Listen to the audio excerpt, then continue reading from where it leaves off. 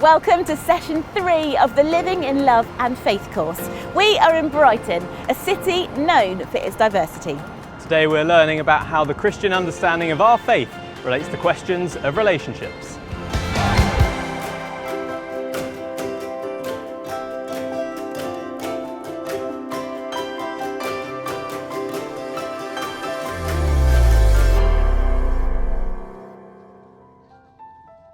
Let's take a look at the aims of today's session. We want to understand how friendship and marriage have their roots in the Bible and the church.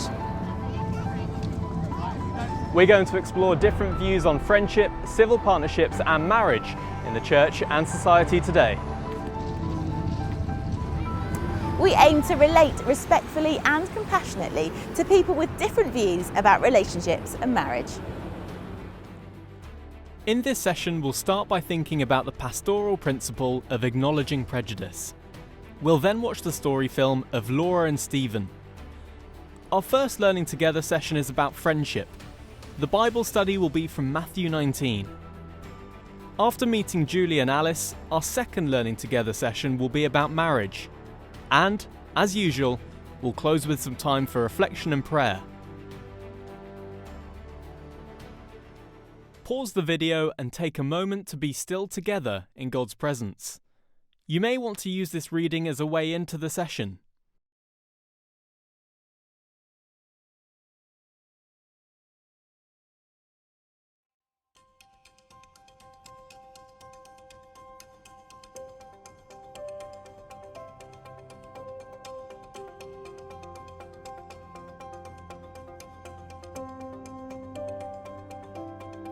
We notice if someone treats us with respect and fairness. We feel understood. We also notice when someone judges us out of prejudice because they don't really know us or love us. One of the striking things about Jesus was his willingness to make friends with and show respect for people who were victims of prejudice. Prejudices can make us selective about who we befriend, but Jesus spent time with despised Samaritans and tax collectors. He was compassionate, respectful and welcoming to them, even when it made him unpopular. All of us are conditioned by our experience in life, both positively and negatively. Often without even realising, we find ourselves making judgments of people with little or no evidence. Sometimes that means that there are people who are invisible to us, or that we consciously or subconsciously avoid certain people. We often make these decisions purely on appearance. What people wear, what cars they drive, or what hairstyles, skin colour or tattoos they have. Sometimes we focus on certain convictions about politics, theology or diet or education. We assume that we know what they believe and how they behave. Prejudices run deep. They cause major and persistent social, economic and racial injustices. Prejudices also run deep when it comes to matters of relationships, gender, sexuality and marriage. We need to pay critical attention to our own attitudes, noticing our inner responses to people who are different from us and whose ideas are different from our own. We're all invited into God's kingdom by God's grace. There's no place for prejudice among the children of God. The way of the kingdom is to remember that every person is fearfully and wonderfully made. We're all of infinite value in God's sight and should respect each other accordingly. That means we'll need to help each other when our prejudices become evident in the language we use and the attitudes we display. We'll need to look for ways that God can shape us into more Christ-like people through our encounters with people who are different from us and who hold different convictions to us. Before we begin learning together, let's watch our first story film.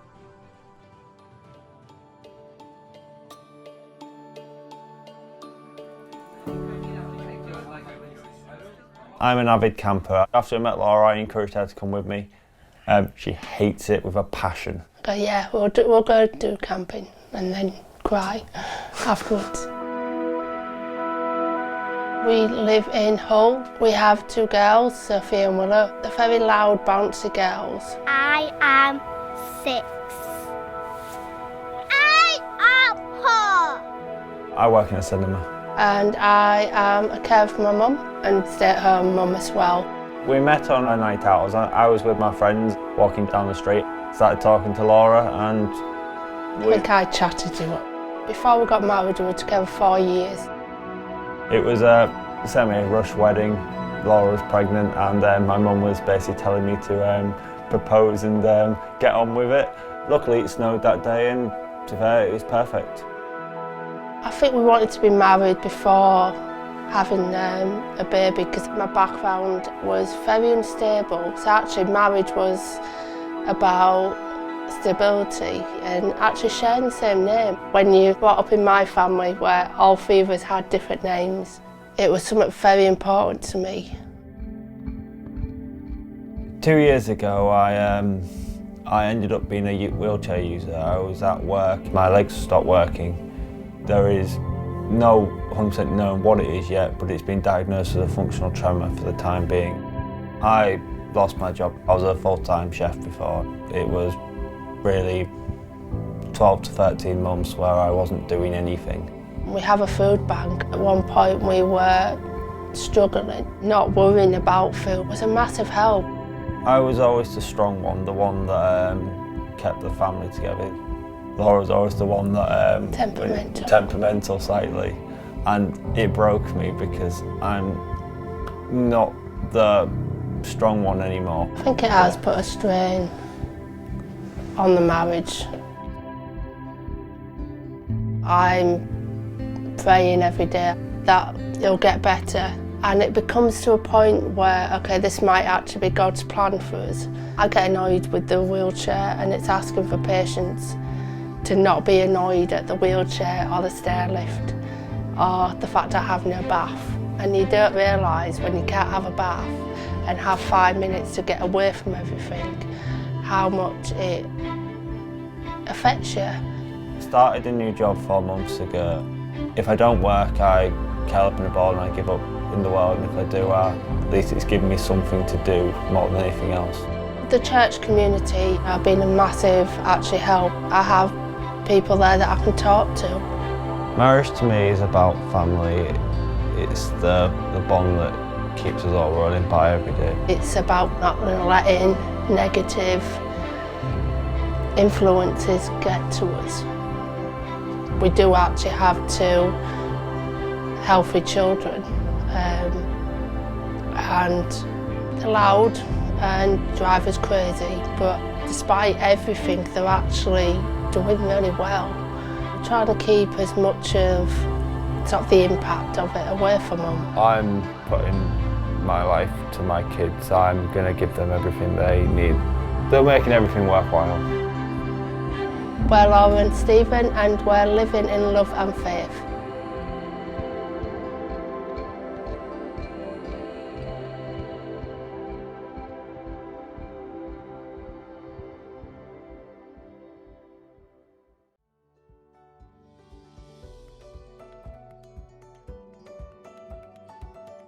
Human relationships, together with our relationships with God and creation, are fundamental to us. They shape our identities. Good relationships help us to flourish and grow. They give us insight into others and contribute to our self-understanding. They challenge and sharpen us. Bad relationships harm us. They can be disabling and destructive. They can destroy our trust of others, bring fear and anxiety, and leave us with pain. So what makes for a good relationship? At its fundamental is love. God, who is love, loved us and the creation into being. And in response to this, we're to love God and to love each other, to love this creation which we're a part of and receive God's love through it. Love is how all relationships flourish.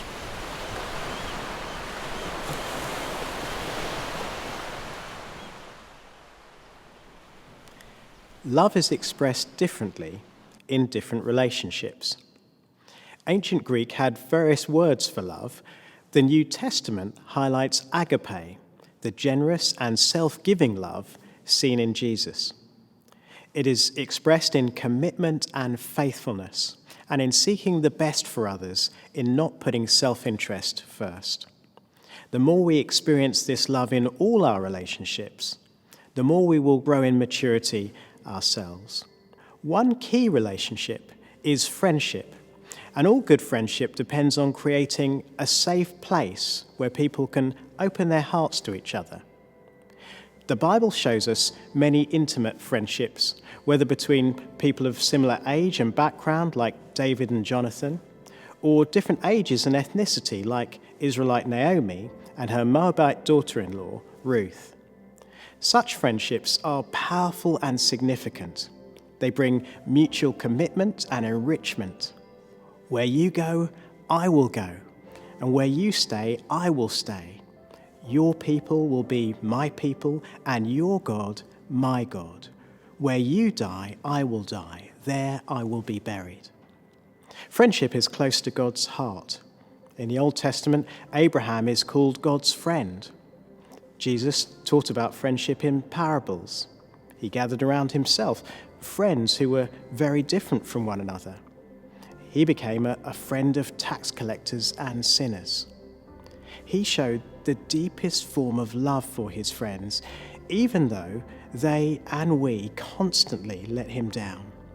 No one has greater love than this, to lay down his life for his friends. This is the kind of friendship that Jesus' followers are called to express in their personal relationships, to embody in the life of the church and to nurture in the wider community. What makes for a good friendship? What might hold you back from making close friendships? It's over to you. Pause the video and share your thoughts with one another for 15 minutes or so before moving on to the Bible study.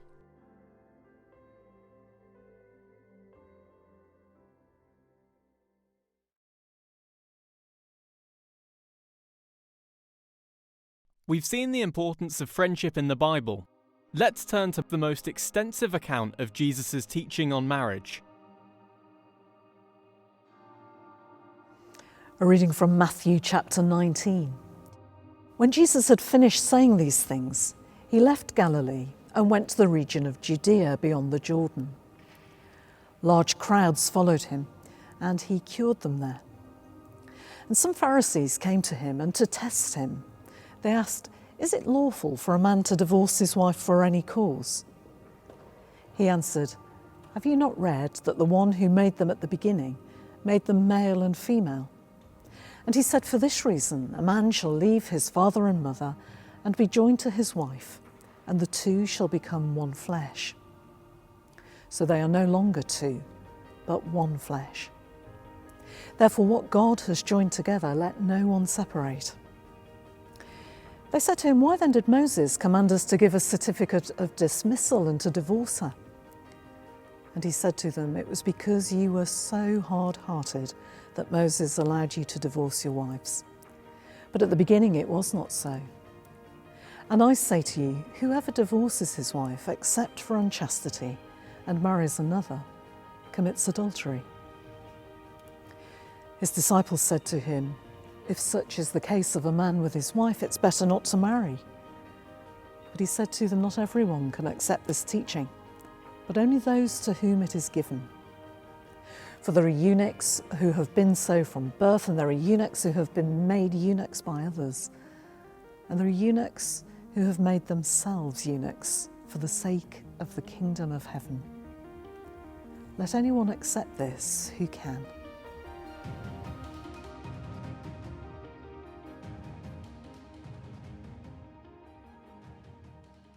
Among the many forms of human relationship, the Bible and Christian tradition show particular interest in marriage. This passage, and the similar one in Mark chapter 10, gives the fullest accounts we have of Jesus' teaching on marriage. And both arise from him being asked a testing question. Jesus responds by quoting Genesis chapter 1 verse 27 and chapter 2 verse 24 to teach that it's God who joins husband and wife together, and to challenge the question's lax attitude for any cause to divorce. In Jesus' day, his fellow Jews disagreed about divorce and remarriage. Some rabbis were very strict, others more permissive, at least for men. And when the Pharisees appealed to the law of Moses, permitting and regulating divorce, from Deuteronomy chapter 24, Jesus explains this as a concession due to sin. He reaffirms God's original purpose in creation, and he effectively offers women protection against unscrupulous husbands. So although Jesus in Matthew's Gospel allows divorce, he gives only limited grounds for it. And he says that remarriage may make the husband an adulterer, an accusation usually focused on women in Jesus' time.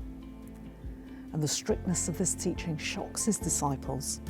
And in response, Jesus commends, in his reference to eunuchs, those who, like him, choose to be unmarried for the sake of God's kingdom.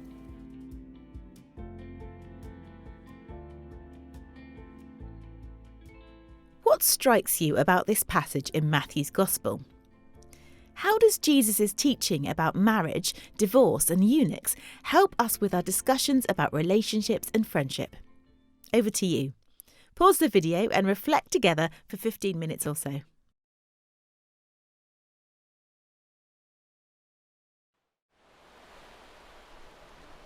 In a moment, we'll explore the different views about marriage that there are in the church today.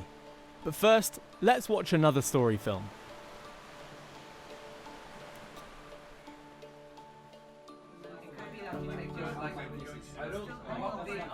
I used to be a captain of a darts team. I went to Rio for a weekend and it rained. That was bad luck. We live in Knutsford in the Diocese of Chester. I'm retired from financial services. I worked in banking in the local branches. Been together nearly 19 years. We had a commitment ceremony 17 years ago. That's just a public commitment ceremony, there's no legal standing. We met as friends through a church event. A few years later, I needed somewhere to stay and I came to stay here. I'd been divorced for 13 years and was looking for a knight in shining armour to whisk me off my feet, and Alice was helping me look. Yeah. So it was a bit of a surprise to fall in love with her. I was quite happy that God wouldn't mind. I was at peace with God. I felt, was I disobeying God in some way? But life had changed and God redeems us and transforms things. And because the relationship was creative and sustaining and loving, then it wasn't going to be an issue with God. I was about to depart to go to a theological college to train to be an ordinand, and I knew that wouldn't be allowed, so I stepped back from that. We attend a local church. I'm a licensed lay minister, a reader. I started working for the church as a verger. When we first went to the church we're in now, there was a gentleman there who was very welcoming. After a couple of visits to the church, he turned around and he said, "Any husbands?" And we just went, "No, we haven't got any of those." The community's just been very open and accepting from the beginning. We seem to be loved by young and old, and it's wonderful. We are truly blessed. Not being able to go forward for ordination does give me a bit of sadness, but I've had a lot of healing since then. We feel God has blessed our relationship, and it would be wonderful to have that blessing acknowledged. To be able to be in church and have a marriage ceremony would be wonderful. We're Julie and Alice, and we're living in love and faith.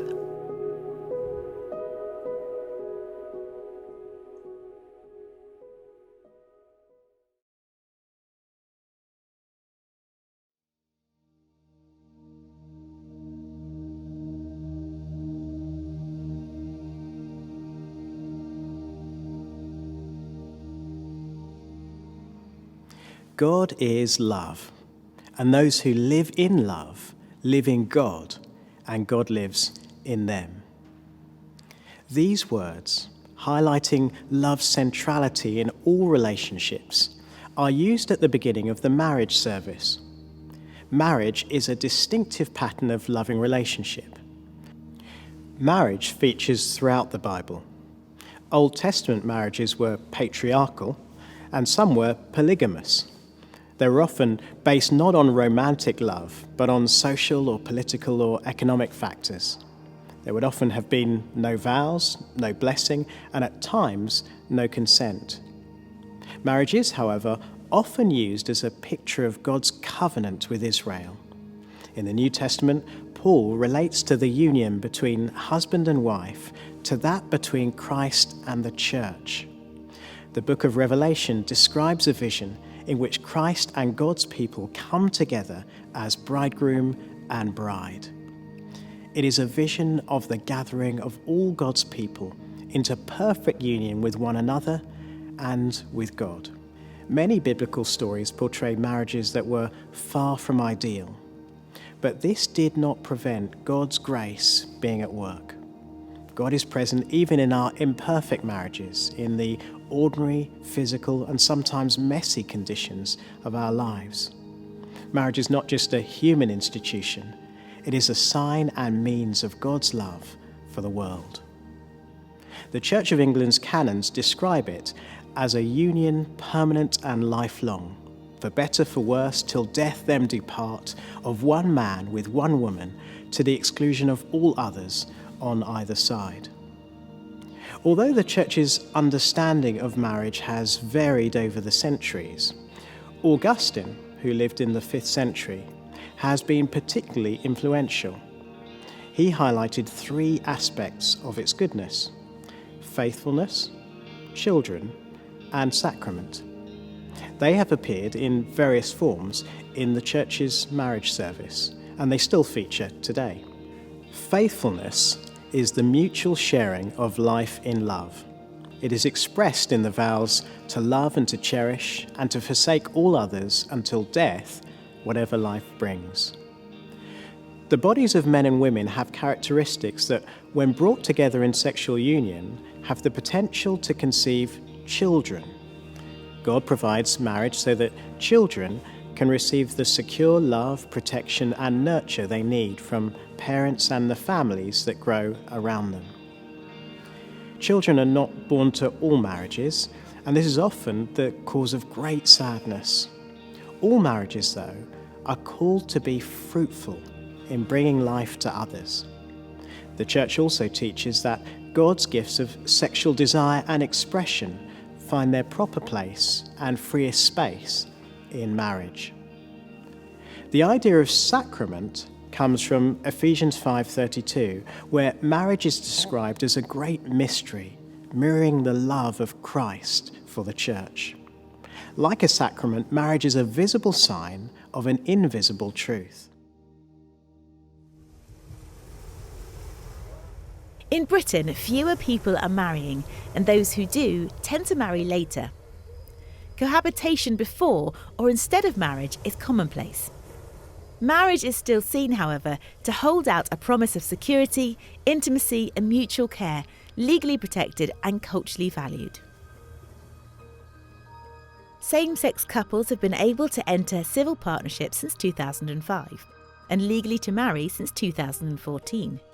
Heterosexual civil partnerships were introduced in 2019. The Church aspires to welcome and provide pastoral support to all, whatever their relationships. The Church of England continues to marry opposite-sex couples and recognise civil heterosexual marriages. Committed, cohabiting relationships, civil partnerships and same-sex marriages are not regarded as marriage by the Church, and there are no approved services to celebrate any relationship other than marriage according to the Church's teaching. Many Anglicans support this view on the basis that marriage in the Bible is always a union of a man and a woman, and that same-sex relationships are never commended. Many Anglicans also believe that Christ-like, self-giving love is also seen in other committed relationships, both same-sex and opposite-sex, and argue that there are different ways to interpret the Bible. A refusal to recognise this, especially in relation to gay and lesbian couples, is often experienced as deeply hurtful. Many believe that the Church should affirm faithful, committed same-sex relationships, whether as marriages or in some other way. One of the major questions we must now consider together is whether the Church's pastoral practice or teaching in relation to marriage should change, and if so, how? what stood out for you in this session about marriage? What do you think about relationships, marriage and the church? Pause the video and share your thoughts and questions with each other for the next 15 minutes.